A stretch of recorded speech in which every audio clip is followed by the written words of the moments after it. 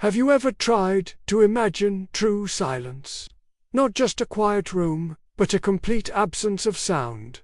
A void where even the hum of your own existence ceases. It's a concept that's almost impossible for our minds to grasp. But what if I told you that one day, a sound will be heard that will not just break the silence, but erase the very concept of it forever? A sound so profound, so absolute, that after it, nothing will ever be the same. This isn't the beginning of a story. It's the end of all stories. The Quran speaks of a moment, a singular, universe-altering event.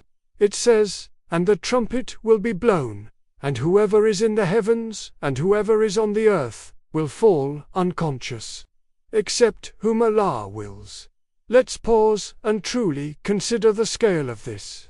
This isn't just about us, here on our tiny blue planet. It's about everything, every star burning billions of light years away, every dust mote floating in the cosmic dark, every angelic being in the heavens. Everything that has a form, a consciousness, an existence, will be struck down by this one, single, cataclysmic blast. Imagine it, the sound begins. It's not like anything we've ever heard. It's not a sound that travels through air, because in that moment, the laws of physics, as we know them, will be rewritten. It's a sound that resonates within the very fabric of being, a command that vibrates in the soul of every atom. The birds will stop their songs mid-flight, the roar of the oceans will be stilled. The chatter in our bustling cities will turn to a sudden, deafening hush, followed by the single, overwhelming note of the trumpet. The stars, which have shone for eons, will be extinguished like candles in a hurricane. Galaxies, these majestic, swirling islands of light, will lose their gravitational hold and collapse. The very structure of space and time will begin to unravel. This isn't a metaphor for a big change. The scripture describes a literal, cosmic reset. It's the ultimate CTRL plus Alt plus Delete for all of creation. Every particle in the universe, from the quarks that make up our bodies to the photons that carry light across the cosmos, will return to a state of absolute zero. Every complex system, every living organism, every celestial body will be deconstructed, folded back into the singularity of the divine command that first brought it into being. It's a process so total, so complete, that it's hard for us to even call it destruction. Destruction implies chaos, ruin, and wreckage. This is different. This is a systematic, orderly return to the source. It's a reboot. Think about how creation began.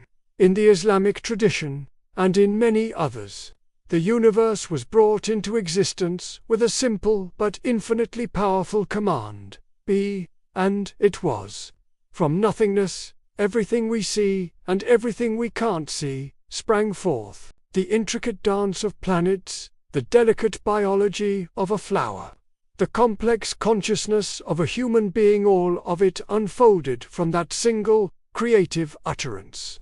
The blowing of the trumpet is the echo of that command, but in reverse. If the beginning was be, then the end is a command to return. This concept shifts our whole perspective on what the end of the world means. We often imagine it as a chaotic apocalypse, a time of fire, flood, and pandemonium. But this description points to something more profound, more orderly. It suggests that creation doesn't end in a messy, uncontrolled explosion. It concludes with a purposeful, guided return to its origin. Everything that began with the divine word be will ultimately answer the call to return. This isn't meant to be a terrifying, fear-inducing image. Rather, it's a powerful reminder of where everything comes from and where everything is going. Our lives, our struggles, our triumphs, our societies, our entire civilization, it's all temporary. It's a chapter in a much larger book. We are part of a grand, cosmic journey, that has a definite beginning and a definite end. And that end is not oblivion. It's a return to the Creator. This idea of a cosmic reset also gives a different meaning to our existence. If everything is ultimately returning to its source, then our journey here is about the state in which we return. Are we returning as souls that have fulfilled their purpose, that have striven for goodness, compassion, and truth? Or are we returning as souls that have been lost, distracted by the temporary glitter of this world? The sound of the trumpet, in this light, is not just an ending. It's an awakening. It's the final, undeniable signal that the test is over, and it's time to present our results. The verse continues, "Except whom Allah wills." This small phrase is incredibly significant. It tells us that even in this moment of total cosmic collapse, there is an exception. There are those who will be shielded from the sheer, overwhelming power of this event by divine will. This hints at a reality beyond the physical, a connection to the Creator so strong that it transcends the very dissolution of the material universe. It suggests that faith, righteousness, and a true connection to the divine are not just concepts for living a good life. They are our anchor in the face of ultimate reality. Let's think about our own lives for a moment. We build empires, we chase dreams, we accumulate wealth, we create legacies, and all of this is part of the human experience. But the sound of the trumpet reminds us that all these things are built on a temporary foundation. The only thing that endures is our relationship with our Creator. The moral here is profound. Everything that began with the divine command "be" will eventually end with the divine summons to return. Our existence is bookended by these two divine actions. We are here for a purpose, and when that purpose is served, we will be called back. So, the next time you look up at the night sky, at the countless stars scattered across the darkness, remember that this entire, magnificent spectacle is temporary. It all hangs on a divine thread.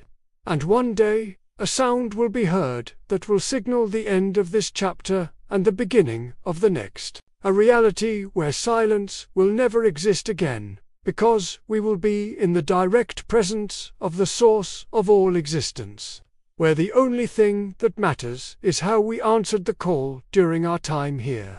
This isn't a story of doom, but a story of ultimate accountability and hope. It's a reminder to live with purpose, to act with kindness, and to never forget our final destination. The end is not chaos, it is a return. And in that return lies the ultimate justice, the ultimate mercy, and the ultimate truth. Thank you so much for watching and contemplating these deep ideas with me. If this resonated with you, please consider liking the video and subscribing to the channel for more content that explores these profound truths. I'd love to hear your thoughts in the comments below. Until next time, stay curious and reflective.